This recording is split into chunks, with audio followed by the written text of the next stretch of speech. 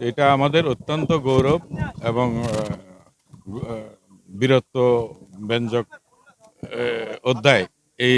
এইখানে প্রবাসী সরকার বলি, আমরা অস্থায়ী সরকার বলি, যে সরকারের শপথ গ্রহণ এখানে, এটা জাতির জন্য অনেক গৌরব উজ্জ্বল একটা অধ্যায়।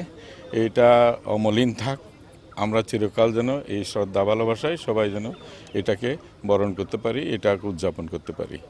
এইটা মেহেরপুরকে, বৈদ্যনাথ তলাকে, এই অঞ্চলকে ধন্য করেছে এই অনন্য অনুষ্ঠান, কারণ এটা মুক্ত অঞ্চল ছিল তখন। দেশি বিদেশি অনেক সাংবাদিক সেই সময়ে এখানে উপস্থিত হয়ে এই শপথ গ্রহণ অনুষ্ঠান করেছে। 10 তারিখে সরকার গঠিত হয়েছে, কিন্তু শপথ গ্রহণ হয়েছে এখানে 17 তারিখে। এইটা এই অমোচনীয় জাতির ইতিহাস, এটা অনির্বাণ থাকবে চিরকাল।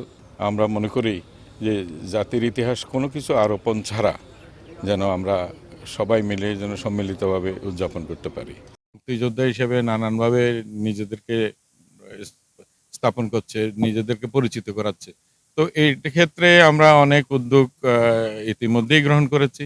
কিছু বিষয় আছে আদালতের রায়ের অপেক্ষায় আছে। আমরা আদালতে আমরা কন্টেস্ট করছি। অনেক কটা মামলা আছে, প্রায় 2700-র উপরে মামলা আছে, বিভিন্ন রকমের রিট মামলা, এই সংক্রান্ত মামলা।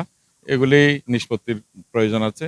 আমরা একই ধরনের যে সমস্ত মামলা, সব মামলাকে একসাথে করে আমরা চেষ্টা করছি যাতে এগুলি আদালতের একটা রায় পাওয়া যায়। যেটাই করা হবে সেটা ঐতিহাসিক বস্তুনিষ্ঠতার নিরিখেই করা হবে।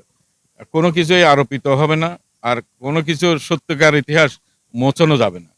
এগুলি ওই রকম করেই আমরা